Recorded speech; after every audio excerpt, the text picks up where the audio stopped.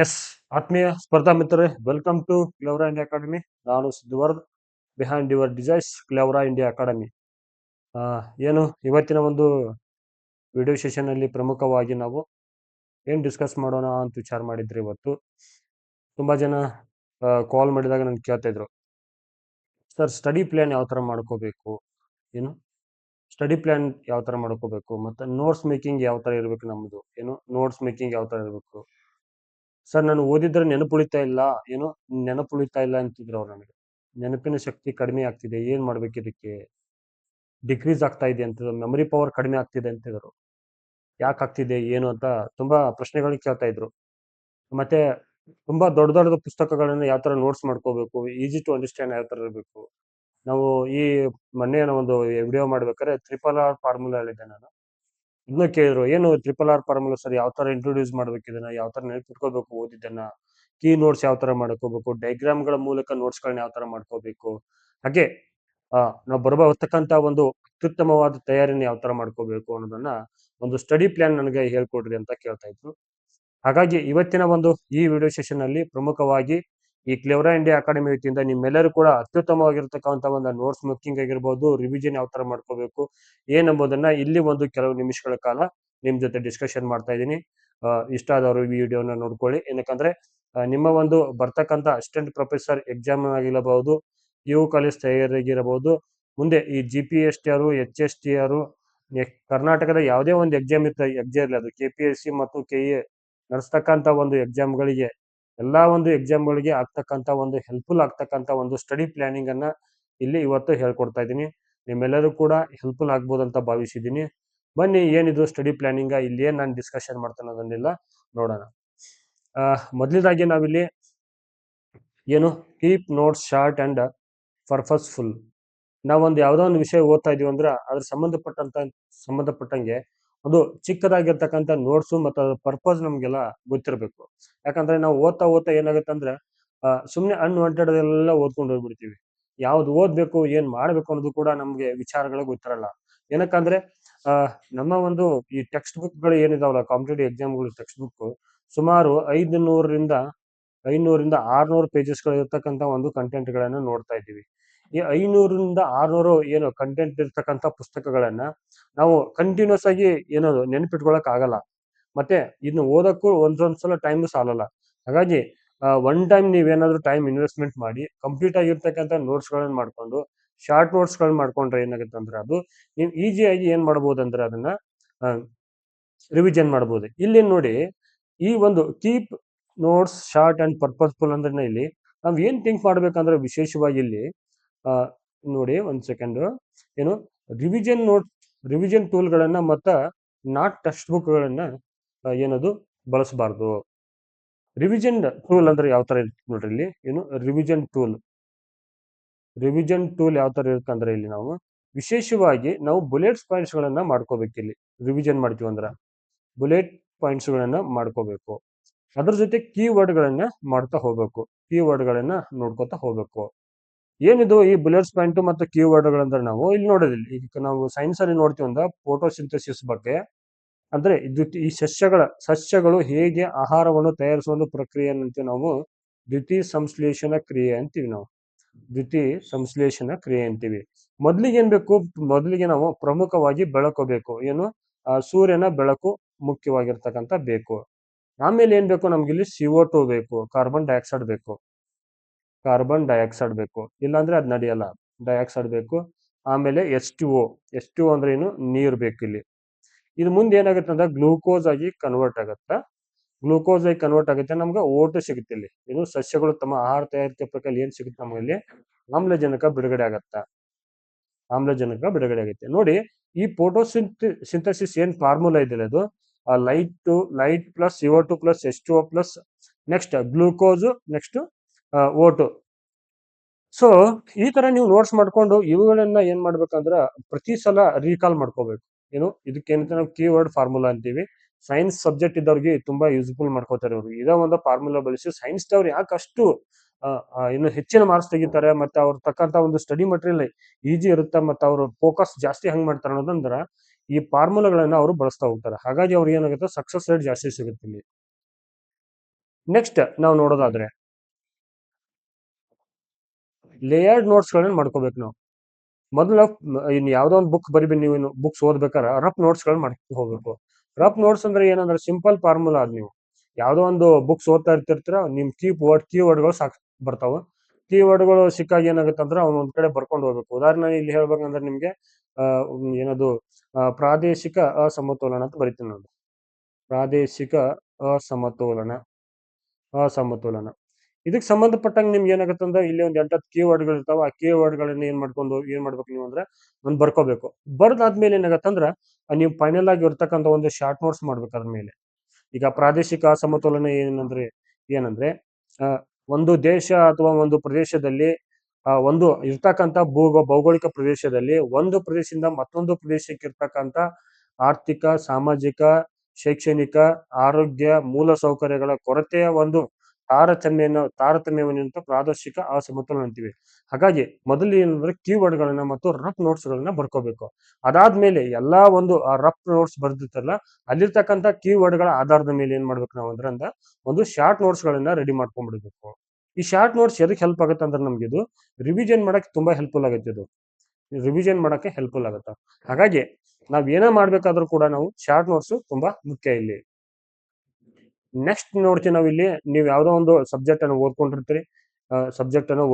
ಉದಾಹರಣೆಗೆ ಅಂತ ಹಿಸ್ಟ್ರಿ ಯಾವ್ದೋ ಒಂದು ಓದ್ಕೊಂಡಿರ್ತೀರಿ ನೀವು, ಟಾಪಿಕ್ ಓದ್ಕೊಂಡಿರ್ತೀವಿ. ಇಲ್ಲಿ ಯಾವ್ದೋ ಒಂದು ಫಿರೋಜ್ ಶಾ ತುಘಲಕನ ಬಗ್ಗೆ ಓದ್ಕೊಂಡಿರ್ತೀರಿ. ಫಿರೋಜ್ ಶಾ ತುಘಲಕನ ಬಗ್ಗೆ ಓದ್ಕೊಂಡಿರ್ತೀರಿ ಫಿರೋಜ್ ಶಾ ತುಘಲಕನ ಬಗ್ಗೆ ಓದ್ಕೊಂಡಿರ್ತೀರಿ. ಓದಾದ್ಮೇಲೆ ಏನಾಗುತ್ತೆ ಅಂದ್ರೆ ಈ ಒಂದು ಟಾಪಿಕ್ ಮುಗಿದಾದ್ಮೇಲೆ ಇದು ಸಂಬಂಧಪಟ್ಟಂಗೆ ಏನ್ ಮಾಡ್ಬೇಕಂದ್ರೆ ನೀವು MCQ ಗಳನ್ನ ಬಿಡಿಸ್ಬೇಕು. MCQ ಬಿಡಿಸ್ಕೊಂಡಾಗ ಏನಾಗತ್ತೆ ಅಂದ್ರೆ ನಿಮ್ಗೆ ಇಲ್ಲಿ ಕೆಲವು ಏನಾಗ್ತಾವ ಅಂದ್ರೆ ಸರಿ ಆಗ್ತಾವ, ಇನ್ನೇನಾಗ್ತಾವ ಕೆಲವು ತಪ್ಪುಗಳಾಗ್ತಾವ. ಸೊ ನೀವೇನ್ ಮಾಡ್ಬೇಕಂದ್ರೆ ತಪ್ಪುಗಳ ಮೇಲೆ ಹೆಚ್ಚಿನ ಆದ್ಯತೆಯನ್ನು ಕೊಡ್ಬೇಕು. ಯಾಕಂದ್ರೆ ನೀವು ಸರಿ ಅನ್ನೋದು ಆಲ್ರೆಡಿ ನಿಮ್ ತಲೆಯಲ್ಲಿ ಇದ್ ಬಂದ್ಬಿಟ್ಟಿರ್ತೈತಿ, ಅದು ನೆನಪುಳಿದಿರ್ತೈತಿ. ಇನ್ನ ತಪ್ಪಾಗಿರೋದು ಮಾತ್ರ ನಿಮ್ಗೆ ಗೊತ್ತಿರಂಗಿಲ್ಲ. ಸೊ ತಪ್ಪಾಗಿರ್ತಕ್ಕಂಥ ಕ್ವಶನ್ಗಳ ಮೇಲೆ ಏನ್ ಮಾಡ್ಬೇಕಂದ್ರೆ ನೀವು ಫೋಕಸ್ ಮಾಡ್ಬೇಕು. ಅದೇನಾಗತ್ತೆ ಅಂದ್ರೆ ನಿಮ್ ಮೆಮೊರಿಯನ್ನ ರೀಸ್ಟಾರ್ಟ್ ಮಾಡುತ್ತದು. ನಿಮ್ ಮೆಮೊರಿ ಏನ್ ಮಾಡುತ್ತಂದ್ರೆ ರೀಸ್ಟಾರ್ಟ್ ಕೊಡುತ್ತಲ್ಲಿ. ಹಾಗಾಗಿ ನಿಮ್ದು ಏನೇ ಇದ್ರು ಕೂಡ ಫಸ್ಟ್ ರಾಂಗ್ ಕ್ವಶನ್ ಗಳನ್ನು ಕೂಡ ಒಂದ್ ಕಡೆ ಏನು ನೋಟ್ಸ್ ಮಾಡ್ಕೋಬೇಕು. ಇಲ್ಲಿ ಇದಕ್ಕೇನುತ್ತೆ ಮಿಸ್ಟೇಕ್ ನೋಟ್ಬುಕ್ ಅಂತ ಬುಕ್ ರೆಡಿ ಮಾಡಿಬಿಡ್ರಿ. ಇನ್ನು ಮಿಸ್ಟೇಕ್ ನೋಟ್ಬುಕ್ ಏನಕ್ಕಂದ್ರೆ ನಾವು ಎಷ್ಟು ಜೀವನದಲ್ಲಿ ಎಷ್ಟು ಒಳ್ಳೆ ಕಾರ್ಯ ಮಾಡಿರ್ತೀವಿ ಅದು ಯಾರಿಗೂ ನೆನ್ಪಿಡಂಗಿಲ್ಲ. ಯಾವ್ದಾದ್ರು ಒಬ್ಬ ವ್ಯಕ್ತಿ ನೋಡಿ, ಈಗ ಒಬ್ಬ ವ್ಯಕ್ತಿ ಇವನು ಏನು ವ್ಯಕ್ತಿ ಏನ್ ಮಾಡಿರ್ತಾನೆ ಅಂದ್ರೆ ಬಿ ಏನು ವ್ಯಕ್ತಿಗೆ ಏನ್ ಮಾಡ್ತಾನೆ 108 ಹೆಲ್ಪ್ 100 ಏನು ಸಹಾಯ ಮಾಡಿರ್ತಾನೆ. ಅದೇ ಈ ಎ ವ್ಯಕ್ತಿ ಬಿ ಏನಾದ್ರೂ ಒಂದು ಒಂದು ಮಿಸ್ಟೇಕ್ಸ್ ಏನಾದ್ರು ಕಂಡು ಬಂದ್ರೆ, ಅಥವಾ ಏನಾದ್ರೂ ಒಂದು ಎ ವ್ಯಕ್ತಿಯಿಂದ ಬಿ ವ್ಯಕ್ತಿಗೆ ಏನಾದ್ರೂ ಒಂದು ಸಣ್ಣ ಪುಟ್ಟ ಏನಾದ್ರೂ ಒಂದು ಸಮಸ್ಯೆ ಅಥವಾ ಮೋಸ ಆದ್ರ ಈ 100 ಸಹಾಯ ಮಾಡಿರ್ತಕ್ಕಂಥ ಉತ್ತಮ ಸಹಾಯನ ಮರ್ತ್ ಬಿಡ್ತಾನೆ ಅವನು ಬಿ ವ್ಯಕ್ತಿ. ಹಾಗಾಗಿ ಬಿ ವ್ಯಕ್ತಿ ಏನ್ ಮಾಡ್ತಾನೆ, ಇದೊಂದು ತಪ್ಪು ಅಂತ ನೆನಪಿಟ್ಕೊಂಡ್ಬಿಡ್ತಾನೆ. ಇಲ್ಲಿ ನಾವು ಏನಂದ್ರ 100 ಕ್ವಶನ್ಸ್ ಏನ್ ಮಾಡ್ತೀವಿ ಅಂದ್ರೆ ಬಿಡಿಸ್ಬೇಕಾದ್ರ ಇಲ್ಲಿ 80 ಕ್ವಶನ್ಸ್ ಗಳಿಗೆ ನಾವು ಸರಿಯಾಗಿ ಉತ್ತರ ಹೇಳ್ತೀವಿ. ಬಟ್ 20 ಕ್ವಶನ್ಸ್ ಗಳನ್ನ ಮರಿಬಾರ್ದು ನಾವು. ಸೊ ಹಾಗಾಗಿ ಏನ್ ಮಾಡ್ಬೇಕಂದ್ರೆ ನಾವು 20 ಕ್ವಶನ್ಸ್ ಮೇಲೆ ಗಮನ ಹರಿಸಬೇಕು. ಈ 20 ಕ್ವಶನ್ಸ್ ಏನ್ ಮಾಡ್ತಾವ, ರಾಂಗ್ ಆಗಿರ್ತಕ್ಕಂಥ ಕ್ವಶನ್ಸ್ ಗಳು ನಿಮ್ಗೆ ಎಕ್ಸಾಮ್ ಬರೋ ಚಾನ್ಸಸ್ ಇರುತ್ತೆ ಈಗ. ಸೊ ಎಲ್ಲಿ ನಿಮ್ಗ ನೆನಪಿಡಕ್ ಸಾಧ್ಯ ಇಲ್ಲಲ್ಲ ಅಂತವುಗಳ ಮೇಲೆ ಹೆಚ್ಚಿನ ಫೋಕಸ್ ಮಾಡ್ರಿ. ಹಾಗಾಗಿ ನಿಮ್ ನೋಟ್ಸ್ ಅಲ್ಲಿ ಏನ್ ಮಾಡ್ರಿ, ಒಂದು ಮಿಸ್ಟೇಕ್ ನೋಟ್ಬುಕ್ ಅಂತ ಒಂದು ಸಪರೇಟ್ ಆಗಿ ತೆಗೆದಿಟ್ಕೊಡ್ರಿ. ಆ ನೋಟ್ಬುಕ್ ಒಳಗೆ ಏನ್ ಮಾಡ್ರಿ ಅಂದ್ರೆ ನೀವು ನಿಮ್ಗೆ ಗೊತ್ತಿಲ್ದಿರ್ತಕ್ಕಂಥ ರಾಂಗ್ ಆಗಿರ್ತಕ್ಕಂಥ ಮತ್ತು ನಿಮ್ಗೆ ಏನು ಅತಿ ಹೆಚ್ಚು ತಪ್ಪಾಗಿರ್ತಕ್ಕಂಥ ಒಂದು ವಿಷಯಗಳನ್ನ ಈ ನೋಟ್ಬುಕ್ ಒಳಗೆ ಬರ್ದಿಡ್ರಿ. ಅವುಗಳ ಮೇಲಿನ ಮೇಲೆ ಕಣ್ಣಾಸ್ರಿ. ನಿಮ್ಗೆ ಏನಾಗತ್ತ ಇನ್ ಫ್ಯೂಚರ್ ಅಲ್ಲಿ ಅದು ಹೆಲ್ಪ್ ಆಗತ್ತ. Next use active recall format. ನೋಡಿ, ಮನುಷ್ಯನ ಮನಸ್ಥಿತಿ ಹಂಗೈತೆ ಅಂದ್ರೆ ಒಂದ್ಸಲ ಓದಾದ್ಮೇಲೆ ಮರ್ತ್ ಬಿಡ್ತೀವಿ ನಾವು. ಬಟ್ ರೀಕಾಲ್ ಮಾಡಲ್ಲ. ರೀಕಾಲ್ ಮಾಡಲ್ಲ ಮತ್ತು ರೀರೈಟ್ ಮಾಡಲ್ಲ. ನಾವ್ ಏನ್ ಮಾಡ್ತೀವಿ ಅಂದ್ರೆ ಫಸ್ಟ್ ಬರೀ ರೀಡ್ ಮಾಡ್ತೀವಿ, ಓದ್ತೀವಿ. ಓದಾದ್ಮೇಲೆ ಇದು ಸ್ಟೆಪ್ 1 ಮಾತ್ರ ಮಾಡ್ತೀವಿ, ಸ್ಟೆಪ್ 2 ಮತ್ತು ಸ್ಟೆಪ್ 3 ಮಾಡಲ್ಲ ಇದನ್ನ. ಸೊ ಇಲ್ಲೇ ನಮ್ಗೆ ಸಮಸ್ಯೆ ಆಗೋದು. ನೋಡ್ರಿ, ಉದಾಹರಣೆಗೆ ನೋಡ್ರಿ, ಈಗ ವರ್ಲ್ಡ್ ವಾರ್ 1 ಐತಿ. ವಿಶ್ವ ಮಹಾಯುದ್ಧ 1ರಲ್ಲಿ ಅಲ್ಲಿ ಅಲಯನ್ಸ್ ಗಳು ಬರ್ತಾವ, ಮಿಲಿಟರಿ ಶಕ್ತಿಗಳು ಬರ್ತಾವ, ರಾಷ್ಟ್ರೀಯತೆ ಬರುತ್ತಾ, ಮತ್ತೆ ಇಲ್ಲಿ ಎಷ್ಟೋ ಕೊಲೆಗಳಾಗ್ತಾವ.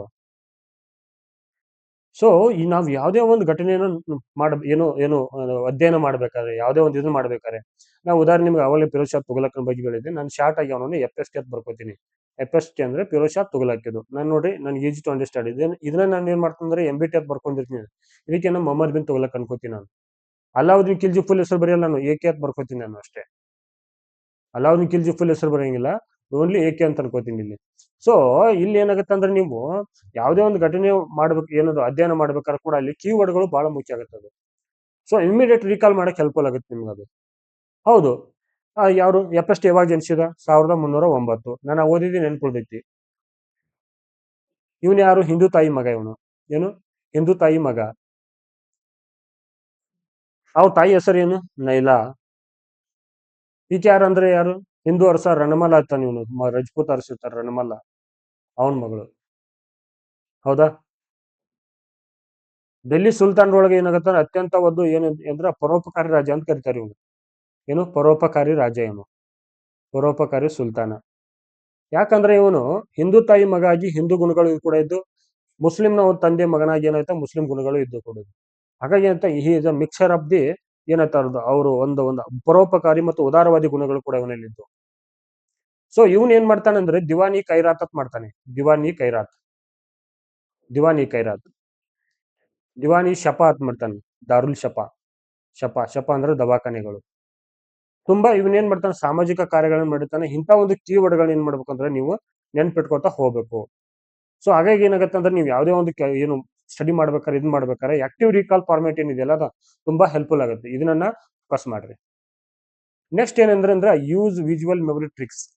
ನೋಡಿ, ಯಾವುದೇ ಒಂದು ಘಟನೆ ಓದ್ಬೇಕಾದ್ರೆ ಏನ್ ಮಾಡ್ಬೇಕಂದ್ರೆ ಪಿಕ್ಚರ್ಗಳ ಮೂಲಕ ನಾವು ಅಥವಾ ಫೋಟೋಗ್ರಾಫಿಗಳ ಮೂಲಕ ಮತ್ತು ಈ ಫ್ಲೋ ಚಾರ್ಟ್ಗಳು ಮತ್ತು ಮೈಂಡ್ ಮ್ಯಾಪ್ ಮೂಲಕ ಟೇಬಲ್ಗಳ ಮೂಲಕ ಮಾಡಿದಾಗ ಏನಾಗುತ್ತೆ ಅಂದ್ರೆ ಹೆಚ್ಚಿನ ಮೆಮೊರಿ ಆಕ್ಟಿವ್ ಆಗುತ್ತೆ. ಅದು ಮೆಮೊರಿ ಟ್ರಿಕ್ಸ್ ಕೂಡ ಹೆಲ್ಪ್ಫುಲ್ ಆಗುತ್ತೆ. ಇಲ್ಲಿ ನೋಡಿ, ನೀವು ಯಾವುದೋ ಒಂದು ಮೂವಿ ನೋಡಕ್ ಹೋಗಿರ್ತೀರಿ. ಈಗ ದುರಂಧರ್ 2 ಅಂತ ಬಂದೈತಿ. ಏನು? ದುರಂಧರ್ 2 ಮೂವಿನೂ ಬಂದಿರ್ತೈತಿ. ಬಟ್ ದುರಂಧರ್ 1 ಕೂಡ ನೀವ್ ಏನಾಗಿತ್ತು ನೆನಪಿರ್ತೈತಿ. ಹೀಗಾಗಿ ಅದನ್ನ ದುರಂಧರ್ 2 ನೋಡ್ರೆ ಹೆಲ್ಪ್ಫುಲ್ ಇರ್ತೈತಿ. ಯಾಕ ಹೇಳಿ? ಇಲ್ಲಿ ಫುಲ್ ಜಗ ಜಗ ಮಗ ಮಗ ಮ್ಯೂಸಿಕ್ ಬರ್ತಿರ್ತೈತಿ. ಟ್ಯಾನ್ ಟ್ಯಾನ್ ಟ್ಯಾನ್ ಟ್ಯಾನ್ ಅಂತ ಮ್ಯೂಸಿಕ್ ಬಂದಿರ್ತೈತಿ. ಮತ್ತ ಅವ್ನು ಮಾಡತಕ್ಕಂತ ಫೈಟಿಂಗ್ಗಳು, ಅವ್ನಿರ್ತಕ್ಕಂಥ ದುಃಖಗಳು, ಸಂಗತಿಗಳು ಕೂಡ ನಿಮ್ಗೆಲ್ಲ ಏನಿರುತ್ತೆ ನೆನಪು ಬರ್ತಾವ. ಯಾಕೆಲ್ಲ ಅದು ಆಕ್ಟಿವ್ ರೀಕಾಲ್ ಆಗಿರ್ತೈತಿ ಅದು. ಹಾಗಾಗಿ ಮೆಮೊರಿ ಟ್ರಿಕ್ಸ್ ಆಗಿ ಬಹಳ ಅಂದ್ರೆ ಬಹಳ ಮುಖ್ಯ ಅಂದ್ರೆ ಈ ಏನಂತ ಫ್ಲೋ ಚಾರ್ಟ್ಗಳು, ಮೈಂಡ್ ಮ್ಯಾಪ್ಗಳು, ಟೇಬಲ್ಗಳು ಬಹಳ ಹೆಲ್ಪ್ ಆಗ್ತಾವ. ನೀವು ನೋಡ್ರಿ, ಹ್ಮ್ ನಿಮ್ಗೆ ಉದಾಹರಣೆ ಹೇಳ್ಬೇಕಂದ್ರೆ ನಾನು ಯಾವ್ದಾದ್ರು ಒಂದು ಬರ್ದ್ ತೋರಿಸ್ತೀನಿ ನೋಡ್ರಿ. ಈ ತರ ಬರ್ಕೊಡ್ರಿ. ಈ ತರ ಬರ್ಕೊಡ್ರಿ ನಿಮ್ಗೂ. ಇವ್ನ ಎಫ್.ಎಸ್.ಟಿ ನೆನ್ಪಿಟ್ಕೊಂಡ್ಬಿಡ್ರಿ. ಫಿರೋಜ್ ಶಾ ತುಘಲಕ್ನ ನೋಡೋಣ. ಉದಾಹರಣೆಗೆ ಫಿರೋಜ್ ಶಾ ತುಘಲಕ್ನ ಏನಂತಂದ್ರೆ ನಾವು ಈ ತರ ಒಂದು ಇದು ಮಾಡ್ಕೊಡ್ರಿ. ಚೌಕ್ ಬಾಕ್ಸ್ ಹಾಕ್ಸೋಡ್ರಿ. ಒಂದ್ ಕಡೆ ನಾವು ತಾಯಿ ಹೆಸರು ಯಾರು? ನೈಲಾ. ಮುಂದೇನ್ ಮಾಡ್ರಿ? ತಾಯಿ ಹತ್ ಬರ್ಕೊಡ್ರಿ. ಇವ್ನ್ ತುಘಲಕ್ ಯಾವ ಸಂತತಿ ಇದು? ತುಘಲಕ್ ಎತ್ತಿಲ್ ನೋಡು ಬರ್ಕೊಡ್ರಿ. ತುಘಲಕ್ ಒಂಥರ ಚಿತ್ರ ಬಿಡಿಸಿದಂಗ ಆಗ್ಬೇಕಿದು. ಏನು ಯಾವಾಗ ಜನನ ಮಾಡಿದ ಜನ ಅಂದ್ರ 1309 ಆಯ್ತು. ಇವಂಗ ಏನಂತಂದ್ರೆ ಇದು ಪರೋಪಕಾರ ರಾಜ ಅಂತ ಕರಿತಿದ್ವಿ. ಇವಂಗ ಪರೋಪಕಾರಿ ರಾಜ. ಈ ಪರೋಪಕಾರಿ ರಾಜ ಅಂತ ಕರೆದವ್ರು ಯಾರು ಅಂದ್ರೆ ಹೆನ್ರಿ ಇಲಿಯಟ್ ಅಂತ ಕರಿತಾನ್ರಿ. Henry Elliott. ಇಲ್ಲೇ ಕೆಳಗೆ ಬರ್ಕೊಂಡ್ಬಿಡೋದು ಅದನ್ನ. ಅಲ್ಲಿ ನೆನಪುಳಿತೈತಿ ನಿಮಗೆ. Henry Elliott ಕರಿತಾನೆ. ಇವನ್ ಏನ್ ಮಾಡ್ತಾನೆ ಅಂದ್ರೆ ಈ ಮಂಗೋಲರಲ್ಲಿ ಇರ್ತಕ್ಕಂಥ ಜಗಳಗಳನ್ನ ಏನ್ ಮಾಡ್ತಾನಂದ್ರೆ ಒಳ ಜಗಳಗಳನ್ನ ಏನ್ ಮಾಡ್ತಾನಂದ್ರೆ ಆ ಮುಕ್ತಿ ಕೊಡ್ತಾನೆ ಇವಕ್ಕೆಲ್ಲ. ಸುಮ್ನೆ ಹಿಂಗ್ ಸೈಡ್ ಬರ್ಕೊಂಡು ಹೋಗೋದು ಒಂದು ಬಾಕ್ಸ್ ಹಾಕೊಂಡು. ಇವನ್ ಕಾಲದಲ್ಲಿ ಇರ್ತಕ್ಕಂಥ ಒಬ್ಬ ಏನು ಪ್ರಮುಖವಾಗಿರ್ತಕ್ಕಂಥ ಒಂದು ವಿಚಾರ ನೋಡೋದಾದ್ರೆ ನಾವು ಇವನ್ ಏನಂತಂದ್ರ ತಾನು ಕಟ್ಟ ಮುಸ್ಲಿಂ ಎಂದು ಪ್ರತಿಪಾದನೆ ಮಾಡ್ಕೊತಿರ್ತಾನೆ. ಇವನು ಕಟ್ಟ ಮುಸ್ಲಿಂ ಎಂದು ಪ್ರತಿಪಾದನೆ ಮಾಡ್ಕೊಂಡಿರ್ತಾನೆ. ಯಾಕಂದ್ರೆ ಇವನ್ ತಾಯಿ ಹಿಂದೂ ಆಗಿರ್ತಾಳೆ. ಇವನೇನಾದ್ರೂ ಹಿಂದೂ ಮನಸ್ಥಿತಿ ಬೆಳೆಸ್ಕೊಂಡ ಅಥವಾ ಆ ಹಿಂದೂ ಒಂದು ಇದರಿಂದ ಎಲ್ಲಾ ಒಂದು ವಜೀರ್ಗಳು ಮತ್ತು ಅಲ್ಲಿರ್ತಕ್ಕಂಥ ಉಲೇಮಗಳು ಮುಸ್ಲಿಂ ತತ್ವವನ್ನು ಪಾಲಿಸಿ ಇವನೇನು ಅಧಿಕಾರದಿಂದ ಉಚ್ಚಾಟನೆ ಮಾಡಬಹುದಾ ಅನ್ನೊಂದು ಭಯ ಇರ್ತೈತೆ ಅವನಲ್ಲಿ. ಭಯ ಇರ್ತೈತಿ. ಈ ಭಯ ಅವನು ಏನ್ ಮಾಡ್ತೈತಿ, ತನ್ನನ್ನು ತಾನು ಕಟ್ಟಾ ಮುಸ್ಲಿಂ ಅಂತ ಏನ್ ಮಾಡ್ಕೊತಾನ, ಘೋಷಣೆ ಮಾಡ್ಕೊತಾನ ಅವನು. ಹಂಗಾದ್ರೆ ಇವನ್ ಸಮಾಧಿ ಎಲ್ಲಿ ಕಂಡು ಬರ್ತೈತಿ ಕೇಳ್ಬೋದು ನಮ್ಗೆ. ಇಲ್ಲಿ ದೆಹಲಿ ಒಳಗೆ ಬರ್ತೈತೆ. ಕೆಳಗಡೆ ಸಮಾಧಿ ಅಂತ ಬರ್ದ್ಬಿಡ್ರಿ ಅಷ್ಟೇ. ಸಮಾಧಿ ಅಂತ ಬರ್ದ್ಬಿಡ್ರಿ. ಇಲ್ಲಿ ಅವನು ಯಾವಾಗ ಸತ್ತ, ಇಲ್ಲಿ ಜನನ ಐತೆ ಮರಣ ಬೇಕಲ್ಲ. 1388 ಮರಣ ಆಗ್ತೈತಿ. ಮರಣ ಮಾಡ್ತೈತಿ. ಇವನ್ ಯಾರ ಸಹೋದರ ಆಗಿತ್ತಂದ್ರ MBT ಒಬ್ಬ ಸಹೋದರ ಆಗಿರ್ತಾನೆ. ಹೌದಾ? ಇಷ್ಟು ಈ ತರ ಏನ್ ಮಾಡ್ಬೇಕಂದ್ರೆ ನಾವು ಒಂದು ಫ್ಲೋ ಚಾರ್ಟ್ ತರ ಅಥವಾ ಒಂದು ಮೈಂಡ್ ಮ್ಯಾಪ್ ತರ ನಮಗ್ ನಾವು ರೂಪಿಸ್ಕೊಂಡ್ಬಿಡ್ಬೇಕು. ಅವಾಗ ಏನಾಗತ್ತೆ ಅಂದ್ರೆ ಹೇಳ್ರಿ, ನಾವು ಮಾಡ್ತಕ್ಕಂತ ಒಂದು ಸ್ಟಡಿ ಏನಾಗುತ್ತೆ ರಿಫ್ರೆಶ್ ಆಗುತ್ತಾ. ನಾನು ನೋಡ್ರಿ ಬೇಕಾದ್ರೆ ನಿಮ್ಗೆ ಉದಾಹರಣೆ ತೋರಿಸ್ತೀನಿ ನೋಡ್ರಿ. ನೋಟ್ಸ್ ಮಾಡಿದೀನಿ ನಾನು. ನೋಡ್ರಿ, ಈ ತರ ನೋಟ್ಸ್ ಮಾಡ್ಕೊಂಡಿದೀನಿ. ಸಿಂಪಲ್ ನೋಟ್ಸ್ ಮಾಡ್ಕೊಂಡಿದ್ದೀನಿ. ನನಗೆ ಎಷ್ಟು ಬೇಕಲ್ಲ ಇಮಿಡಿಯೇಟ್ ರೀಕಾಲ್ ಮಾಡ್ಕೊತಕ್ಕಂತ ಒಂದು ನೋಟ್ಸ್ ಮಾಡಿದೀನಿ. ಎಷ್ಟು ಬೇಕಷ್ಟೇ. ನೋಡ್ರಿ, ಈಗ ಒಂದು ಇದು ಮಾಡಿದೀನಿ. ಫಿರೋಜ್ ಶಾ ತುಘಲಕ್ನ ಬಗ್ಗೆ ಮಾಡಿದೀನಿ. ಇಮಿಡಿಯೇಟ್ ಒಂದು 4-5 ಪೇಜಲ್ಲಿ ಮುಗಿಸ್ಬಿಡ್ತೀನಿ ಇದನ್ನು ಎ ಟು ಜೆಡ್. ಇಲ್ಲಿ ನೋಡ್ರಿ, ಇಲ್ಲಿ ಏನ್ ಮಾಡಿದೀನಿ ಇದು ದಿವಾನಿ ಬಂದಗಾನ್ ಟೋಟಲ್ ಒಂದು ಸುಧಾರಣೆಗಳು ನೋಡ್ರಿ, ಇಲ್ಲಿ ಇಷ್ಟೆಲ್ಲ ಮಾಡಿದೀನಿ. ಇಲ್ಲಿ ಕೆಲವು ಇಲಾಖೆಗಳನ್ನ ಆರಂಭಿಸ್ತೇನೆ. ಅವನು ದಿವಾನಿ ಬಂದಗಾನ್ ಏನಿದು ಗುಲಾಮರ ಕಲ್ಯಾಣ ಇಲಾಖೆ ಮುಗಿತ್ ನಮ್ಗೆ. 1,80,000 ಗುಲಾಮರು ಇದ್ರು. ಈ ದಿವಾನಿ ಖೈರಾತ್ ಅವಾಗಲೇ ಹೇಳಿದ್ ನಿಮ್ಗೆ, ಒಂದು ಬಡವರ ನಿರ್ಗತಿಕರ ಒಂದು ಕಲ್ಯಾಣ ಇದ್ದು ಮುಸ್ಲಿಂ ಬಡ ಯುವತಿಯರಿಗೆ ವಿವಾಹಕ್ಕೆ ತಕ್ಕಂತ ಒಂದು ವ್ಯವಸ್ಥೆ ಅದು. ಆಮೇಲೆ ದಾರುಲ್ ಶಫಾ ಮಾಡ್ತಾನೆ, ಮದ್ರಸಾಗಳ ಸ್ಥಾಪನೆ ಮಾಡ್ತಾನೆ, ನ್ಯಾಯಾಂಗ ಸುಧಾರಣೆ ಮಾಡಿರ್ತಾನೆ. ನೋಡ್ರಿ ಕಾಯಿನೇಜ್ ಏನು ಕಾಯಿನ್ ಸಿಸ್ಟಮ್ ತೊಗೊಂಡಿರ್ತಾನೆ. ಅದ ಅರ್ಧ ಜಿತಾಲ ಬೇಕಂದ್ರ ಜಿತಾಲ್ ಕಾಲು ಭಾಗ ಷಷ್ಟಾನಿ 6 ಜಿತಾಲ್ ನಾಣ್ಯ. ಹಿಂಗೆ ನಾನು ಹಿಸ್ಟ್ರಿ ಸಂಬಂಧಪಟ್ಟಂಗೆ ಅಸಿಸ್ಟೆಂಟ್ ಪ್ರೊಫೆಸರ್ ಓದ್ಬೇಕಾದ್ರೆ ನಾನು ನೋಟ್ಸ್ ಮಾಡ್ಕೊಂಡಿದ್ದೀನಿ ಇದನ್ನ. ಏನು ಕಣ್ ಮುಂದ ಒಂದ್ 10 ಬೇಡ 15 ನಿಮಿಷನಾಗ ಅದು ಮುಗಿದು ಹೋಗ್ಬಿಡುತ್ತೆ. 10 ಬೇಡ 15 ನಿಮಿಷನಾಗ ಒಟ್ಟೆ ಎಷ್ಟು 4 ಪೇಜ್ ಇತ್ತು. ಅದು 4 ಪೇಜ್ನೂ ಇಲ್ಲ, ಏನಕ್ಕೆ ಅದನ್ನ ಅಲ್ಲಿ ಬಿಡಿಬಿಡಿಯಾಗಿ ಬರೆದ್ ಬಿಟ್ಟಿದೀನಿ. ಎಲ್ಲವೂ ಕಾಣ್ತೈತಿ ಅದು. ಇನ್ನು ಸೈಯದ್ ಸಂತತಿ 4 ಪೇಜ್ ಒಳಗೆ ಮುಗಿದ್ಬಿಟ್ಟೈತಿ ಅದು. ಏನಿಲ್ಲ ಅಲ್ಲಿ ಏನೈತಿ ಅಂದ್ರ ನಾವ್ ಏನ್ ಬೇಕಲ್ಲ ಅದನ್ನಷ್ಟ ನೋಟ್ ಮಾಡ್ಕೋಬೇಕು, ಕುತ್ಕೊಂಡ್ ರೀಕಾಲ್ ಮಾಡ್ಕೋಬೇಕು. ಆಕ್ಟಿವ್ ರೀಕಾಲ್ ಗಳನ್ನ ಮಾಡ್ತಾ ಹೋಗ್ಬೇಕು. ಆಕ್ಟಿವ್ ರೀಕಾಲ್ ಆಕ್ಟಿವ್ ರೀಕಾಲ್ ಅಂದ್ರೆ ಏನಂದ್ರೆ ಪ್ರಶ್ನೆಗಳನ್ನ ಕೇಳೋದಿಲ್ಲ, MCQ ಗಳನ್ನ ಬಿಡಿಸೋದು, ಮತ್ತೆ ಯಾರಾದ್ರೂ ಡಿಸ್ಕಷನ್ ಮಾಡೋದು, ಯಾರ್ಯಾರ ಜೊತೆ ಡಿಸ್ಕಷನ್ ಮಾಡೋದು, ಇವುಗಳನ್ನ ಮಾಡ್ತಾ ಹೋಗ್ಬೇಕಾಗತ್ತೆ ಇಲ್ಲಿ. ನೆಕ್ಸ್ಟ್ ಏನು ಇಂಟಿಗ್ರೇಟ್ PYQ ಇಂಟು ನೋಟ್ಸ್. ಇನ್ನ PYQ ನ ಸಾಲ್ವ್ ಮಾಡ್ತಿರ್ತೀರಿ ನೀವು. PYQ ಸಾಲ್ವ್ ಮಾಡ್ಬೇಕಾದ್ರೆ ಅವಕ್ಕೆ ನಿಮ್ಗೆ ಗೊತ್ತಿರಂಗಿಲ್ಲ, ನಿಮಗೆ ಗೊತ್ತಿಲ್ಲದ ಏನದು ಪ್ರಶ್ನೆಗಳನ್ನ ಬರ್ಕೊಂಡ್ಬಿಡೋದವನು. ಗೊತ್ತಿಲ್ಲದ ಪ್ರಶ್ನೆಗಳನ್ನ ಏನ್ ಮಾಡ್ಬೇಕು, PYQ ಗಳನ್ನ ಬರ್ಕೋದವನು. PYQ ಗಳನ್ನ ಬರ್ಕೊಂಡ್ ಏನ್ ಮಾಡೋದು, ಅದಕ್ಕೆ ಸಂಬಂಧಪಟ್ಟಂತ ಒಂದು ಶಾರ್ಟ್ ನೋಟ್ಸ್ ಮಾಡ್ಕೊಳ್ಳೋದು. ಆ ಶಾರ್ಟ್ ನೋಟ್ಸ್ ಮಾಡ್ಕೊಂಡು ಏನ್ ಮಾಡ್ಬೇಕಂತಂದ್ರೆ ನಿಮ್ಗೆ ಮೇಲಿನ ಮೇಲೆ ರಿವಿಷನ್ ಮಾಡಕ್ ಹೆಲ್ಪ್ ಆಗತ್ತೆ. ಅದಕ್ಕೆ ಸಂಬಂಧಪಟ್ಟಂತೆ ಹೊಸ ಫ್ಯಾಕ್ಟ್ಗಳನ್ನ ಆಡ್ ಮಾಡ್ಬೇಕು. ಇಲ್ಲಿ ಸಂಬಂಧಪಟ್ಟ ಶಾರ್ಟ್ ನೋಟ್ಸ್ ಐತಲ್ಲ, ನಿಮ್ಗೆ ಯಾವ್ದೋ ಒಂದು ಬುಕ್ ಇಂದ ಬೇರೆ ಹೊಸದು ಯಾವ್ದು ಬರ್ತಾವ, ಸೈಡ್ ಮಾರ್ಜಿನ್ ಬಿಟ್ಟಿರ್ಬೇಕು. ಅಲ್ಲಿ ಮಾರ್ಜಿನ್ ಅಲ್ಲಿ ಏನ್ ಮಾಡೋದು, ಹೊಸ ಏನದು ನ್ಯೂ ಪ್ಯಾಕ್ಸ್ ಬರ್ತಾವ, ಆ ಪ್ಯಾಕ್ಸ್ ಗಳನ್ನ ಆಡ್ ಮಾಡ್ತಾ ಹೋಗ್ಬೇಕಾದ್ರೆ ಅವಾಗ ಆಕ್ಟಿವ್ ರಿಕಾಲ್ ಮಾಡಕ್ಕೆ ಹೆಲ್ಪ್ ಆಗುತ್ತೆ. ಇನ್ನು ಟ್ರಿಕ್ಕಿ ಪ್ಯಾಟರ್ನ್ ಗಳನ್ನ ಬಳಸ್ಕೊತ ಹೋಗ್ಬೇಕಾಗಿತ್ತು. ಇಲ್ಲಿ ಕೆಲವೊಂದು ಈಗ ಸ್ಟಿಕ್ಕರ್ ಗಳು ಬರ್ತಿರ್ತಾವ, ಈಗ ನಾವು ಸ್ಟಿಕ್ಕಿ ನೋಟ್ಸ್ ಬರ್ತಾವ, ಅದ ಪೇಜ್ ಒಳಗೆ ಏನ್ ಬರ್ದು ಅದ್ರ ಮೇಲೆ ಬರ್ದ ಅಂಟಿಸ್ಬಿಡೋದು ಅಲ್ಲಿ ಮೂಲೆಗೆ. ಅದು ಸಂಬಂಧಪಟ್ಟ ಹೊಸ ನೋಟ್ಸ್ ಅಲ್ಲಿ ಏನಾಗುತ್ತೆ, ನಾವು ಸ್ಟಡಿ ಮಾಡ್ಬೇಕಾದ್ರೆ ಕಣ್ಮ್ಯಾಗ ಬೀಳುತ್ತಾ, ಅದು ಹೆಲ್ಪ್ಫುಲ್ ಆಗುತ್ತೆ. ಮತ್ತೆ ಮೆಮರಿ ಕೂಡ ರೀಕಾಲ್ ಮಾಡಬೇಕು, ಹೆಲ್ಪ್ ಆಗುತ್ತೆ. ಇನ್ನ ಫಾಲೋ ದಿ 80-20 ರೂಲ್, ಇದು ತುಂಬಾ ವರ್ಕೌಟ್ ಆಗೈತಿ. ಇದು ಏನು 80-20 ರೂಲ್, ಇದನ್ನ ಯಾರು ಬಳಸಲ್ಲ ಆಕ್ಚುಲಿ. ಸುಮ್ನೆ ಓದಂದ್ರೆ ಹಗಲು ರಾತ್ರಿ ಓದ್ಕೋತ ಕುಂತ ಬಿಡೋದು, ಇದು ಕೆಲ್ಸ ಆಗಲ್ಲ. ಅದು ಏನಕ್ಕಂದ್ರೆ ಸಕ್ಸಸ್ ಅಂದ್ರೆ ಈಗ ಹುಷಾರ್ ನೋಡ್ರಿ, ಆ UPSC ಮತ್ತು ಈ KPSC ಮೇನ್ ಅದು ಕರೆಕ್ಟ್ ಆಗಿ ಯಾರು ಓದ್ತಿರ್ತಾರಲ್ಲ ಅವ್ರು ನೋಡ್ರಿ, ಬರೀ ಅವರು ಏನಾದ್ರು ಟ್ರಿಕ್ಸ್ ಬಳಸ್ತಾರೆ. 80-20 ಫಾರ್ಮುಲಾ ಬಳಸ್ತಾರ ಅವ್ರು. 80-20 ಫಾರ್ಮುಲಾ. ಇದಕ್ಕೆ ಉದಾಹರಣೆ ಹೇಳ್ಬೇಕಂದ್ರೆ ನಾನು 2019ರಲ್ಲಿ ನಾನು ಒಂದು ಲೈಬ್ರರಿಲಿ ಓದ್ತಿದ್ದಾಗ, ಈಗ ನನ್ನ ಪಕ್ಕದ ಸೀಟ್ದಲ್ಲಿ ಅಲ್ಲಿ ನಮ್ಮ ಬಿಜಾಪುರದವರು, ಅವರು ಆಕ್ಚುಲಿ ಬಿಜಾಪುರದವರು, ಈಗ ವಿಜಯಪುರ ಆಗಿದ್ದಲ್ಲ, ನಮ್ಮ ಬಿಜಾಪುರ ಜಿಲ್ಲೆಯವರು, ಗೋಲ್ ಗುಂಬಜ್. ಅವ್ರು ಏನ್ ಮಾಡ್ತಿದ್ರು ಅಂದ್ರೆ UPSC ಓದ್ತಿದ್ರು ಅವರು. UPSC ಓದ್ರು 2019 ಕೂಡ ಈ ಕೊರೋನಾ ಬ್ಯಾಚ್ ಇತ್ತಲ್ಲ, ಕೊರೋನಾಕ್ಕಿಂತ ಪೂರ್ವದಲ್ಲಿ 2018 ಬ್ಯಾಚ್ ಬರ್ದ್ರು ಅವರು. ಅಲ್ಲಿ ಏನಾಗತ್ತೆ ಅಂದ್ರೆ 600 ಸಮಥಿಂಗ್ ಏನೋ ರ್ಯಾಂಕ್ ಬಂತು ಅವ್ರಿಗೆ. ಇಂಡಿಯನ್ ಪೋಸ್ಟಲ್ ಸರ್ವಿಸ್ ಸಿಕ್ತು. ಅದೇ 2021 ಮತ್ತೊಂದ್ಸಲ ಬರ್ದ್ರು ಅವರು, IPS ಆದ್ರು ಅವರು. ಅದು ಬಿಜಾಪುರ ಜಿಲ್ಲೆ ಅವರು. ಆ ನೇಮ್ ಹೇಳಲ್ಲ ನಾನು. ಅವರಿಬ್ಬರು ಕೂಡ ಅಕ್ಕ ತಂಗಿ ಕೂಡ IPS ಆಫೀಸರ್ ಈಗ ಅವರು. ಬಿಜಾಪುರ ಜಿಲ್ಲೆ ಇಂಡಿ ತಾಲೂಕು ಅವರು. ಮೋಸ್ಟ್ಲಿ ನಿಮ್ಗೆ ಹೇಳ್ಬಿಡ್ತೀನಿ, ಅದು ಸಬಿತಾ ಗೊಟ್ಯಾಳ್ ಮೇಡಮ್ ಅಂತ ಅವರು ಓದೋದನ್ನ ನಾನು ಕಣ್ಣಾರ್ಲಿ ನೋಡಿದೀನಿ. ಅವ್ರು ಆಲ್ರೆಡಿ IPS ಆಫೀಸರ್ ಅವರು. ನಮ್ಮ ಪಕ್ಕದ ಲೈಬ್ರರಿಯಲ್ಲಿ ಓದ್ತಕ್ಕಂತ ನೋಡ್ತಿದ್ದವರು, ನಮ್ಮ ಸ್ನೇಹಿತರು ಕೂಡ ಹೌದು. ಅವರು ಇವಾಗ IPS ವೆಸ್ಟ್ ಬೆಂಗಾಲ್ ಕ್ಯಾಡರ್ ಅಲ್ಲಿ ವರ್ಕ್ ಮಾಡ್ತಿದ್ದಾರೆ. ಅವರು ಯಾವ ತರ ಮಾಡ್ತಿದ್ದಾರೆ ಅಂದ್ರೆ, ಅವ್ರ ಅಕ್ಕ ಏನ್ ಮಾಡಿದ್ರು, ನೋಟ್ಸ್ ಮಾಡಿದನ್ನ ನಾವು ಓದ್ತಿದ್ರು. ಬರೀ ನೋಟ್ಸ್ ಅನ್ನ ರಿಪೀಟ್ ಮಾಡ್ತಿದ್ರು ಅವರು. ಇಂಪಾರ್ಟೆಂಟ್ ಟಾಪಿಕ್ ಗಳ ಮೇಲೆ ಏನ್ ಮಾಡ್ತಿದ್ರು, ಫೋಕಸ್ ಮಾಡ್ತಿದ್ರು. PYQ ಗಳನ್ನ ಹೆವಿ ಸಾಲ್ವ್ ಮಾಡ್ತಿದ್ರು. ನಂಗ ನೋಡ್ತಿದ್ದೆ ನಾನು, ಯಾಕೆ ಇವರು ಎಷ್ಟು ಸ್ಮಾರ್ಟ್ ವರ್ಕ್ ಮಾಡ್ತಾರಲ್ಲ, ಬರೀ ಡಿಜಿಟಲ್ ಯೂಸ್ ಮಾಡ್ತಿರೋ ಅವ್ರು. ಏನೋ ಆನ್ಲೈನ್ ಟ್ಯಾಬ್ ಗಳ ಮೂಲಕ ಅವ್ರು ಇಂಟರ್ವ್ಯೂದಾಗೂ ಕೂಡ ನೀವು ಚೆಕ್ ಮಾಡಿ ತಗದ ಡಿಜಿಟಲ್ ಸಾಧನಗಳು ಬಳಸ್ಕೊತಿದ್ರು. ಅಲ್ಲಿ ಮಾರ್ಕ್ ಮಾಡ್ತಿದ್ರು, ಅವನ್ನಟ್ಟು ನೋಟ್ಸ್ ಮಾಡ್ಕೊತಿದ್ರು. ಇಂಪಾರ್ಟೆಂಟ್ ಟಾಪಿಕ್ ಎಷ್ಟೈತಿ ಅಷ್ಟ ಫೋಕಸ್ ಮಾಡ್ತಿದ್ರು. ಅದೇ ನಮ್ ಕಡೆ ಇತ್ತಲ್ಲ, ಎಷ್ಟು ಬೇಕಲ್ಲ ಅಷ್ಟು ಮಾತ್ರ ಅವರು ಅಧ್ಯಯನಕ್ಕೆ ಹೆಚ್ಚಿನ ಆದ್ಯತೆ ಕೊಡ್ತಿರು. ಜಾಸ್ತಿ ಹೊತ್ತೇನ್ ಸಮಯ ಎದಕ್ಕೆ ಕಳಿತಿರು, ನೋಟ್ಸ್ ಗಳ ಮೇಲೆ ಕಳಿತಿರು. ಒನ್ಸ್ ಅವ್ರು ಏನ್ ಮಾಡಿದಾರೆ, ಒನ್ಸ್ ನೋಟ್ಸ್ ಮಾಡಿ ಆದ್ಮೇಲೆ ಕಂಪ್ಲೀಟ್ ಆಗಿರ್ತಕ್ಕಂಥ ಅಧ್ಯಯನ ಯಾವ ತರ ಇರ್ತಿತ್ತು ಅಂದ್ರೆ, ಅವರು ಆಕ್ಟಿವ್ ರೀಕಾಲ್ ಇರ್ತಿತ್ತು. ಕ್ವಶನ್ ಸಾಲ್ವ್ ಮಾಡೋದಿರೋದು, ಮತ್ತೆ ಕ್ವಶನ್ ಡಿಸ್ಕಷನ್ ಮಾಡೋದು. ನಾನು ಮೇಲೆ ಹೇಳ್ತಿದ್ದೀನಿ, ಸಮಾನ ಮನಸ್ಕರೊಂದಿಗೆ ಡಿಸ್ಕಷನ್ ಮಾಡ್ರಿ ಅಂತ ನಿಮ್ಗೆ ಮೇಲೆ ಹೇಳ್ತಿದ್ದೆ. ಹಾಗಾಗಿ ಆ ಮೇಡಮ್ ಅವರು ಮಾಡೋದು ನಾನು ನೋಡಿದ್ದೆ. ನಾನು ಆಕ್ಚುಲಿ ತುಂಬಾ ಚೆನ್ನಾಗಿ ಡಿಸ್ಕಷನ್ ಮಾಡ್ತಿದ್ರು ಅವರೆಲ್ಲ. ಅವ್ರದೊಂದು ಟೀಮ್ ಇತ್ತು, ಅವ್ರ 4 ಜನ ಟೀಮ್ ಇತ್ತು. ಇಲ್ಲಿ ನನಗೆ ಹೇಳ್ಬೇಕಾದ್ರೆ ಹುಷಾರಿದೆ. 4 ಜನ ಟೀಮ್ ಇತ್ತವ್ರು. 4 ಜನ ಕೂಡ ಏನ್ ಮಾಡಿದ್ರು ಅಂದ್ರೆ ಅವರು ಅದರಲ್ಲಿ 3 ಜನ ಅಪಾಯಿಂಟ್ ಆದ್ರು. ಒಬ್ರು ಏನಾಯ್ತಂದ್ರೆ ಅಪಾಯಿಂಟ್ ಆಗಲಿಲ್ಲ. ಇಂಟರ್ವ್ಯೂ ಕೊಟ್ಟಿದ್ರು ಅವರು UPSC ಗೆ ಇಂಟರ್ವ್ಯೂ ಕೊಟ್ಟಿದ್ರು. ಅದರಲ್ಲಿ 3 ಜನರಲ್ಲಿ ಇಬ್ರು IPS ಆದ್ರು. ಒಬ್ರು IFOSS ಇಂಡಿಯನ್ ಫಾರೆಸ್ಟ್ ಸರ್ವಿಸ್. ಅವ್ರು 7ನೇ ರ್ಯಾಂಕ್. ಅವರು ನಮ್ಮ ಕರ್ನಾಟಕದವ್ರೆ. ಅವ್ರ ಹೆಸರು ಕಾವ್ಯ ಅಂತೇಳಿ ಕಡೂರ್ ಅವ್ರವ್ರು. ಇವರು ಕರ್ನಾಟಕ ಆಕ್ಚುಲಿ ಹೇಳ್ಬೇಕಂದ್ರೆ ಈಗ IFOS ಅವರು ಕರ್ನಾಟಕ ಕ್ಯಾಡರ್ ಕೂಡ ಕರ್ನಾಟಕ ಸಿಕ್ಕೈತಿ ಇವ್ರಿಗೆ, ಕಾವ್ಯ ಮೇಡಮ್ ಅವ್ರದ್ದು. ಅವ್ರ ಸ್ಟಡಿ ಸ್ಟ್ರಾಟಜಿ ಹೆಂಗಿರ್ತಿತ್ತು ಅಂದ್ರೆ ಹಗಲು ರಾತ್ರಿ ಏನದು ಓದ್ತಿರ್ಲಿಲ್ಲ ಅವರು. ಲೈಬ್ರರಿ ಕರೆಕ್ಟ್ ಆಗಿ 8 9 ಗಂಟೆಗೆ ಬರೋರು. ರಾತ್ರಿ 8 ಗಂಟೆಗೆ ಸುಮ್ಮನೆ ಎದ್ದು ಬಿಡೋರು. ಹೋಗಿ ಊಟ ಮಾಡ್ಕೊಂಡು ತನಗೆ ಮಲಗ್ತಿದ್ರು. ಬರೀ ಡಿಸ್ಕಷನ್ ಮತ್ತು POQ ಸಾಲ್ವ್ ಮಾಡೋದು. ಇಂಪಾರ್ಟೆಂಟ್ ಟಾಪಿಕ್ಸ್ಗಳನ್ನ ಮಾತ್ರ ಡಿಸ್ಕಸ್ ಮಾಡೋದು. ಅವರು ಪ್ಯಾಟರ್ನ್ ಬಹಳ ಚಂದ ಡಿಸ್ಕಷನ್ ಮಾಡ್ತಿದ್ರು. ಅವರು ಕೋರ್ ಏರಿಯಾ ಯಾವುದು, ಲೇಯರ್ ಯಾವುದು, ಮತ್ತು ಇಂಪಾರ್ಟೆಂಟ್ ಏರಿಯಾ ಯಾವುದು ಅನ್ನೋದನ್ನ ಮಾಡ್ತಿದ್ರು ನೋಡ್ರಿ. ಮತ್ತೆ ಕೀ ಪಾಯಿಂಟ್ ಹೆಲ್ಪ್ ಆಗುತ್ತಾ, ಮತ್ತು ರಿವೈಸ್ ಆಪ್ಷನ್ಸ್ ಇರ್ಬೇಕು ನಿಮ್ಮಲ್ಲಿ. ರಿವೈಸ್ ಇರಬೇಕು ಮತ್ತು ಕನ್ಫ್ಯೂಸಿಂಗ್ ಮಾಡ್ಕೋಬಾರ್ದು. ಯಾವತ್ತು ಕನ್ಫ್ಯೂಸಿಂಗ್ ಒಟ್ಟ ಮಾಡ್ಕೊಳಕ್ ಹೋಗ್ಬಾರ್ದು. ಇದು ಹೌದಾ ಅಲ್ಲ ಹಂಗೆಲ್ಲ ಇಲ್ಲ. ಒಂದ್ಸಲ ಏನಂತ ರಿವೈಸ್ ಮಾಡ್ಬೇಕಾದ್ರೆ ಫುಲ್ ಕ್ಲಾರಿಟಿ ಇರಬೇಕು. ಕ್ಲಾರಿಟಿ ಬಂದಾದ್ಮೇಲೆ ಕನ್ಫ್ಯೂಸಿಂಗ್ ಮಾಡ್ಕೋಬಾರ್ದು. ಕನ್ಫ್ಯೂಸ್ ಆಗೋ ವಿಷಯ ತರ ಸುಮ್ಬಿಟ್ಬಿಡೋದು ಅದನ್ನ. ಯಾಕಂದ್ರೆ ಅದನ್ನ ಟೈಮ್ ವೇಸ್ಟ್ ಮಾಡುತ್ತೆ. ಅದು ಟೈಮ್ ವೇಸ್ಟ್ ಮಾಡುತ್ತಾ. ಏನ್ ಮಾಡ್ಬೇಕಾದ್ರೆ 80% ಕೋರ್ ಟಾಪಿಕ್ಸ್ ಮೇಲೆ ಮಾಡ್ಬೇಕನ್ನ. ಆಮೇಲೆ 20% ಅನ್ವಾಂಟೆಡ್ ಬಿಟ್ಟು ಬಿಡ್ಬೇಕನ್ನ. ನೆಕ್ಸ್ಟ್ ನೋಡ್ರಿ, make revision friendly notes.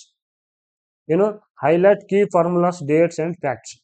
History ಓದ್ಬೇಕಾದ್ರೆ ನಿಮ್ಗೆ ಸಾಕಷ್ಟು ಡೇಟ್ಸ್ ಗಳನ್ನ ನೋಡ್ತೀವಿ ನಾವು. ಏನು ಹಿಸ್ಟ್ರಿ ಓದ್ಬೇಕಾದ್ರೆ ಸಾಕಷ್ಟು ಡೇಟ್ಸ್ ಗಳನ್ನ ನೋಡ್ತೀವಿ. ಫ್ಯಾಕ್ಟ್ ಅಂತೂ ಇದು ಫ್ಯಾಕ್ಟ್ಗಳ ಅಂದ್ರೆ ಸಾಗರ ಅನ್ಬೇಕು. ಮತ್ತೆ ನಾವು ಇಲ್ಲಿ ಏನ್ ಮಾಡ್ಬೇಕಂದ್ರೆ ಕೀ ಫಾರ್ಮುಲಾಗಳನ್ನ ಯೂಸ್ ಮಾಡ್ಕೊತ ಹೋಗ್ಬೇಕು. ಏನಿದು ಕೀ ಫಾರ್ಮುಲಾ ಅಂತಂದ್ರೆ ನಾನು ಸಾಕಷ್ಟು ಬಾರಿ ಕೇಳ್ತಿದ್ರು ನಾನು ಕೀ ಫಾರ್ಮುಲಾ ಅಂದ್ರೆ. ಬಟ್ ಇಲ್ಲಿ ಒಂದು ಉದಾಹರಣೆ ಕೊಡ್ತೀನಿ ನೋಡ್ರಿ. ಅದಕ್ಕೆ ಸಿಂಪಲ್ ಒಂದು ಉದಾಹರಣೆ ಕೊಡ್ತೀನಿ ನಿಮಗೆ. ಏನಿದು ಕೀ ಫಾರ್ಮುಲಾ ಹಿಂಗೂ ನಾವು ಮಾಡಿಸ್ಕೋಬಹುದಾ ಅಂತ ಹೇಳ್ತೀನಿ ನಾವು. ಶಾತವಾಹನರ ಕಾಲದಲ್ಲಿ ಏನಾಗುತ್ತೆ ಅಂದ್ರೆ, ಶಾತವಾಹನರ ಒಬ್ಬ ಪ್ರಸಿದ್ಧ ಅರಸನ್ ನೋಡ್ತೀವಿ ನಾವು. ಶಾತವಾಹನ ಡೈನೋಸಾರ್ ಪ್ರಸಿದ್ಧ ಅರಸನ್ ನೋಡ್ತೀವಿ ಯಾರಂದ್ರೆ ಆಲ. ಇವನ್ ಏನಂತಾರೆ ನಾವು ಕವಿರಾಜ ಅಂತ ಕೂಡ ಕರಿತೀವಿ. ಕವಿರಾಜ ಅಂತ ಕರಿತೀವಿ. ಇವನ್ ಏನ್ ಮಾಡ್ತಾನೆ ಅಂದ್ರೆ ಗಾಥಾ ಸಪ್ತಶತಿ ಅಂತ ಒಂದು ಕೃತಿ ಬರೀತಾನ. ಈ ಕೃತಿ ಒಳಗೆ ಏನಾಗುತ್ತೆ ಅಂದ್ರೆ ಅವನು ಇಂದ್ರ, ಗೌರಿ, ಪಶುಪತಿ, ಕೃಷ್ಣ 4 ದೇವತೆಗಳನ್ನ ಉಲ್ಲೇಖ ಮಾಡಿದಾನ. ಸೊ ಈ 4 ದೇವತೆಗಳನ್ನ ಉಲ್ಲೇಖ ಮಾಡಿರೋದನ್ನ ಪ್ರಶ್ನೆ ಕೇಳಿದ ಒಂದ್ಸಲ ಅವನು. ಏನು KSET ಅಥವಾ ನೆಟ್ ಪ್ರಶ್ನೆ. ಬಟ್ ಅದು ನೆನಪಿಲ್ಲ. ಹೆಂಗೆ ನೆನಪಿಟ್ಕೋಬೇಕು? ಕೀ ಫಾರ್ಮುಲಾ ಮಾಡ್ಕೋಬೇಕಿಲ್ಲ ನಾವು ಇಲ್ಲಿ. ಕೀ ಫಾರ್ಮುಲಾ ನೋಡ್ಬೇಕಂದ್ರೆ ನಾನು IGP ಕೃಷ್ಣ ಅಂತ ಹೆಸರು ಕೊಡ್ತೀನಿ ಅದಕ್ಕೆ. ಏನು IGP ಕೃಷ್ಣ. ಐ ಅಂದ್ರೆ ಏನು? ಐ ಅಂದ್ರೆ ಇಂದ್ರ. G ಅಂದ್ರೆ ಏನು? ಗೌರಿ. P ಅಂದ್ರೆ ಏನು? ಪಶುಪತಿ. ಇನ್ನು ಲಾಸ್ಟಿಗೆ ನೀವು ಏನೈತಿ ಕೃಷ್ಣ. ಇದಕ್ಕೆ ಏನ್ ಮಾಡುದು ನಾವು ಪೊಲೀಸ್ ಭಾಷೆಯಲ್ಲಿ ಏನೈತಿ IGP ಕೃಷ್ಣ ಅಂತ ಹೇಳಿ ಒಂದು ಹೆಸರು ಕೊಡ್ಬೇಕು ನಾವು. ಈ ತರ ಒಂದು ಶಾರ್ಟ್ ಏನು IGP ಕೃಷ್ಣ ಅಂತ ನೋಡಿ. ಇನ್ನೊಂದ್ಸಲ ಹೇಳ್ತೀನಿ, IGP ಕೃಷ್ಣ. ಇದು ಈ ತರ ಅಂತ ನೆನ್ಪುಳಿದು ಬಿಡುತ್ತೆ ನಿಮಗೆ. IGP ಕೃಷ್ಣ ಅಂದ್ರೆ ಪೊಲೀಸ್ ಡಿಪಾರ್ಟ್ಮೆಂಟ್ IGP ಇರ್ತಾರೆ, ಒಬ್ಬ ಯಾರೋ ಕೃಷ್ಣ ಇರ್ಬೋದು ಅಂತ ಅನ್ಕೋತೀರಿ. ಸೊ ಈ ತರ ಏನ್ ಮಾಡೋದು, ಕೀವರ್ಡ್ ಗಳು ಮಾಡ್ಕೊಡ್ರಿ. ಏನು ಇನ್ನೊಂದ್ಸಲ ಬರಿತೀನಿ ನೋಡ್ರಿ, ಇದು IGP ಕೃಷ್ಣ. ಈ ತರ ಏನ್ ಮಾಡ್ಬೇಕು, ಕೀವರ್ಡ್ ಗಳನ್ನ ಮಾಡ್ಕೋಬೇಕು ನಾವು. ಈ ಫಾರ್ಮುಲಾಗಳನ್ನ ಮಾಡ್ಕೋಬೇಕು. ಇನ್ನು ಅಲಾವುದ್ದೀನ್ ಖಿಲ್ಜಿ ದಕ್ಷಿಣ ಭಾರತದಲ್ಲಿ ನೋಡಿದಾಗ DWD MD ಅಂತ ಮಾಡ್ತೀನಿ ನಾನು ಇಲ್ಲಿ. ಡಿ ಅಂದ್ರೆ ಇನ್ನು ಫಸ್ಟಿಗೆ ನಾವು ದೇವಗಿರಿ ನೋಡ್ತೀವಿ. ಆಮೇಲೆ ಅಂತ ವಾರಂಗಲ್ ನೋಡ್ತೀವಿ. ಇನ್ನೊಂದು ಏನೈತಿ ಇಲ್ಲಿ ದ್ವಾರ ಸಮುದ್ರ ನೋಡ್ತೀವಿ. ದ್ವಾರ ಸಮುದ್ರ 3ನೇ ದಾಳಿ. ಆಮೇಲೆ ಇನ್ನು ಮಧುರೈನ ಪಾಂಡ್ಯರ ಮೇಲೆ ಮಾಡ್ತೀರಿ. ಇನ್ನೊಂದು ದೇವಗಿರಿ ಕೊನೆಯದಾಗಿ ಅಷ್ಟು 5 ದಾಳಿಗಳನ್ನ ಮಾಡ್ತೀರಿ. ಇನ್ನು ಇಲ್ಲಿ ಯಾರು ಅಂದ್ರೆ ಮಲ್ಲಿಕಾಪುರ. ಇಲ್ಲಿ ಏನ್ ಹೇಳ್ತಾನೆ ಸೈನ್ಯದ ನೇತೃತ್ವವನ್ನು ವಹಿಸಿರ್ತಾನ. ಇಷ್ಟು ಇಂತರ ಕೀವರ್ಡ್ ಗಳನ್ನ ಮಾಡ್ಕೊಂಡು ಏನ್ ಮಾಡುತ್ತಾ ಫಾರ್ಮುಲಾಗಳನ್ನ ಮಾಡ್ಕೊಂಡಾಗ ಏನಾಗುತ್ತೆ ಅಂದ್ರೆ ಪುಸ್ತಕಗಳನ್ನ ಬೇಗ ನೆನಪಿಟ್ಕೋಬಹುದು. ಹೌದಾ? ಈ ತರ ಮಾಡ್ತೀರ ಅಂತ ಅನ್ಕೊಂಡಿದ್ದೀನಿ ನಾನು. ಇನ್ನ ಯೂಸ್ ದಿ ರಿವಿಷನ್ ಸೈಕಲ್. ಎಷ್ಟು ದಿನ ರಿವಿಷನ್ ಮಾಡಬೇಕು, ಏನ್ ಮಾಡ್ಬೇಕು ಅನ್ನೋದನ್ನ ಮ್ಯಾಟರ್ ಆಗುತ್ತೆ. ಇಲ್ಲಿ ನೋಡ್ರಿ, ರಿವ್ಯೂ ಆಫ್ಟರ್ ಏನು 1 ಡೇ ಆದ್ಮೇಲೆ ಒಂದ್ ದಿನ ರಿವಿಷನ್ ಮಾಡಿರ್ತೀನಿ. ಅದಾದ್ಮೇಲೆ 1 ವೀಕ್ ರಿವಿಷನ್ ಮಾಡ್ರಿ. 1 ವೀಕ್ ಆದ್ಮೇಲೆ ಮಂತ್ಲಿ ಒಂದ್ಸಲ ರಿವಿಷನ್ ಮಾಡ್ಬೇಕು. ಟೋಟಲ್ ಆ ದಿನ ಆದ್ಮೇಲೆ ಮತ್ತೆ ಕಂಪ್ಲೀಟ್ ಒಂದ್ ದಿನ ಏನು 1 ವೀಕ್ ಸಂದರ್ಭದಲ್ಲಿ ನಾವ್ ಏನ್ ಓದ್ಬೇಕು, ಏನ್ ಮಾಡಬಾರ್ದು ಅಂದ್ರೆ ರೀಕಾಲ್ ಮಾಡೋಗೋಸ್ಕರ ರಿವಿಷನ್ ಸೈಕಲ್ ಕೂಡ ಇಲ್ಲಿ ಮಾಡ್ಬೇಕು. ಯಾವುದೇ ಕಾರಣಕ್ಕೂ ಒಂದು ಸಬ್ಜೆಕ್ಟ್ ಅನ್ನ ಎಷ್ಟು ರಿವಿಷನ್ ಮಾಡ್ತಾರೋ ಅಷ್ಟು ನೆನಪು ಉಳಿತೈತಿ ನಿಮ್ಗೆ. ಈ ನೆನಪಿನ ಉಳಿತಕ್ಕಂಥ ಟ್ರಿಕ್ಸ್ ಗಳನ್ನ ನಿಮ್ಮದೇ ಆದ ನೋಟ್ಸ್ ಗಳನ್ನ ಮಾಡ್ಕೊಡ್ರಿ. ಯಾಕಂದ್ರ ಸಕ್ಸಸ್ ರೇಟ್ ಜಾಸ್ತಿ ಬೇಕಾರ, ಸಕ್ಸಸ್ ಸಿಗಿರ್ತಕ್ಕಂಥ ಒಂದು ವ್ಯಕ್ತಿಯನ್ನು ನೋಡ್ಬೇಕಾರೆ, ಸಕ್ಸಸ್ಫುಲ್ ಪರ್ಸನ್ ನೋಡ್ಬೇಕಾರೆ ಅವ್ನ್ ಏನ್ ಮಾಡ್ತಾನಂದ್ರ ರಿವಿಷನ್ ಸೈಕಲ್ ಗಳನ್ನ ಹೆಚ್ಚು ಫಾಲೋ ಮಾಡ್ತಾನ. ಅನ್ವಾಂಟೆಡ್ ಆಗಿ ಲೈಬ್ರರಿ ಹೋಗಿ ಕುತ್ಕೊಂಡು ಇವತ್ತು ಇಷ್ಟು ಮುಗಿಸ್ಬೇಕು, ಇಷ್ಟು ಮುಗಿಸಿದಾದ್ಮೇಲೆ ಮಲ್ಕೋಬೇಕು, ಸೋಷಿಯಲ್ ಮೀಡಿಯಾ ತಿಕ್ಬೇಕು, ಮೊಬೈಲ್ಗಳು ತಿಕ್ಬೇಕು, ಇವನ್ನೆಲ್ಲ ಬಿಟ್ಬಿಡ್ರಿ. ಫಾರ್ಮುಲಾ ಏನಿರ್ಬೇಕಂದ್ರೆ ಸ್ಟಡಿ ಫಾರ್ಮುಲಾ ಯಾವತ್ತ ಡಿಸಿಪ್ಲಿನ್ ಇರ್ಬೇಕು ನಮ್ಮಲ್ಲಿ. ಅವಾಗ ಏನಾಗುತ್ತೆ ಅಂದ್ರೆ ನಮ್ ಸಕ್ಸಸ್ ರೇಟ್ ಜಾಸ್ತಿ ಬರುತ್ತೆ. ನಿಮ್ಗೆ ನಾನು ಹೇಳಿದ್ದೆ, ನಾನು ಆಲ್ರೆಡಿ ನಮ್ ಬಿಜಾಪುರದವರು ಸಿಸ್ಟರ್ ಇಬ್ರು ಅವ್ರು IPS ಆಫೀಸರ್ ಇದಾರೆ ಅಂತ. ಕಾವ್ಯ ಮೇಡಮ್ ಅವರು 7th rank all over India ಬಂದ್ರು. ಅವರು IFOS ಲಾಸ್ಟ್ ಚಾನ್ಸ್ ಇತ್ತು ಅವ್ರದ್ದು, ಏಜು ಮುಗ್ದಿತ್ತು. ಬಟ್ ಥಿಂಗ್ ಏನಂದ್ರೆ ಇರ್ತಕ್ಕಂಥ ನೋಟ್ಸ್ ರಿವಿಷನ್ ಮಾಡಿ ಕೊಟ್ರು. ಒಂದೇ ಅಟೆಂಪ್ಟ್ ಅಲ್ಲಿ IFOS all over India 7th rank. ಇವತ್ತು ಕರ್ನಾಟಕ ಕ್ಯಾಡರ್ ಸಿಕ್ಕೈತೆ ಅವ್ರಿಗೆ, ಕಡೂರ್ ಅವರು. ಥಿಂಗ್ ಏನಂದ್ರೆ ಅವ್ರು ಮಾಡಿದ ಜಸ್ಟ್ ರಿವಿಷನ್ ಶಾರ್ಟ್ ನೋಟ್ಸ್ ಇರೋ 3 ತಿಂಗಳೊಳಗೆ all over India 7th rank ಬಂದ್ರು. ಹಾಗಾಗಿ ತಾವೇನ್ ಮಾಡ್ರಿ, ಸಾಧ್ಯದ ಮಟ್ಟಿಗೆ ಸಕ್ಸಸ್ಫುಲ್ ರೇಟ್ ಏನಾದ್ರು ಬೇಕಾಗಿದ್ರೆ ನಿಮಗ ಸಾಧ್ಯದ ಮಟ್ಟಿಗೆ ಸೈಂಟಿಫಿಕ್ ಸ್ಟಡಿ ಮಾಡ್ರಿ. ಅನ್ವಾಂಟೆಡ್ ಥಿಂಗ್ಗಳನ್ನ 108 ಬುಕ್ಗಳನ್ನ ಓದ್ಕೊಂಡು ವೇಸ್ಟ್ ಮಾಡ್ಕೊಳಕ್ ಹೋಗ್ಬೇಡ್ರಿ. ಏನೋ ಗೌರ್ಮೆಂಟ್ ಎಡಿಷನ್ ಬುಕ್ಗಳಲ್ಲಿ ಇರ್ತಕ್ಕಂಥ ಕಂಟೆಂಟ್ ಅನ್ನ ನೀಟಾಗಿ ತೆಗೆದು ಒಂದ್ ಕಡೆ ನೋಟ್ಸ್ ಮಾಡ್ಕೊಡ್ರಿ. ಅದು ನಿಮ್ಗೆ ಹೆಲ್ಪ್ಫುಲ್ ಆಗುತ್ತೆ. ಹೌದಾ? ಇಷ್ಟು ಇವತ್ತಿನ ಒಂದು ಪ್ರಮುಖ ವಿಚಾರಗಳನ್ನ ನಿಮ್ ಜೊತೆ ಹಂಚ್ಕೊಡಿನಿ. ನೋಟ್ಸ್ ಹೆಂಗ್ ಮಾಡ್ಬೇಕು, ಏನ್ ಮಾಡ್ಬೇಕು ಅನ್ನೋದನ್ನ. ಮತ್ತೆ ಮುಂದಿನ ಒಂದು ವಿಡಿಯೋದಲ್ಲಿ ಬೇರೆ ಯಾವ್ದಾದ್ರು ಸಂಗತಿಗಳು ಬೇಕಾಗಿದ್ರೆ ಕಮೆಂಟ್ ಮಾಡ್ರಿ. ಮತ್ತೆ ಸ್ಟಡಿ ಪ್ಲಾನಿಂಗ್ ಬಗ್ಗೆ ಸಂಬಂಧಪಟ್ಟಂಗೆ ಏನಾದ್ರು ಮಾಹಿತಿಗಳು ಬೇಕಾಗಿದ್ರ ನನ್ಗೆ ಒಂದು ಮೆಸೇಜ್ ಅಥವಾ ಫೋನ್ ಮಾಡಿ ಕೇಳ್ಬೋದು ನೀವು. ಅದ್ರ ಬಗ್ಗೆ ಕಂಪ್ಲೀಟ್ ಮಾಹಿತಿ ಕೊಡ್ತೀನಿ. ಹಂಗೆ ನಮ್ದು ಒಂದು Telegram channel Clevara India academy, ಇದಕ್ಕೆ ಜಾಯ್ನ್ ಆಗ್ರಿ. ಅಲ್ಲೆಲ್ಲ ಕ್ವಿಜ್ಗಳು ಬರ್ತಿರ್ತಾವ. Clevara India academy Telegram channel join ಆಗ್ರಿ, ನಿಮ್ಗೆ ಹೆಲ್ಪ್ಫುಲ್ ಆಗುತ್ತೆ. ಅಲ್ಲಿ ಬೇರೆ ಬೇರೆ ಅಪ್ಡೇಟ್ ಕೊಡ್ತಾ ಇರ್ತೀನಿ. ಹೌದಾ? ಮುಂದಿನ ಒಂದು ವಿಡಿಯೋದಲ್ಲಿ ಸಿಗೋಣ. ನಿಮ್ಮೆಲ್ಲರೂ ಕೂಡ ವಿಡಿಯೋ ನೋಡೋದಕ್ಕಾಗಿ ಧನ್ಯವಾದಗಳು. ನಮ್ಮ ಒಂದು ಚಾನಲ್ ಅನ್ನ ಸಬ್ಸ್ಕ್ರೈಬ್ ಮಾಡಿಕೊಂಡಾಗಿ ನಿಮಗೆ ಧನ್ಯವಾದಗಳು. ಮುಂದಿನ ಒಂದು ವಿಡಿಯೋದಲ್ಲಿ ಸಿಗೋಣ. ಜೈ ಹಿಂದ್, ಜೈ ಕರ್ನಾಟಕ.